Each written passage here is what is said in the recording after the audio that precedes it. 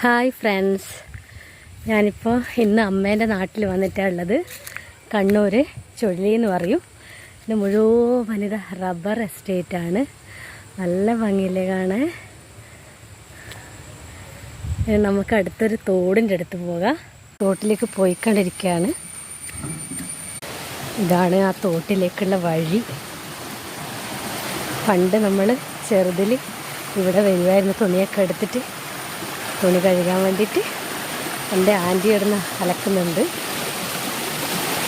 നല്ല ഭംഗിയില്ലേ. നല്ലൊരു ചെറിയൊരു ഗുഹ പോലത്തെ സ്ഥലത്തിനാണ് വെള്ളം വരുന്നത്.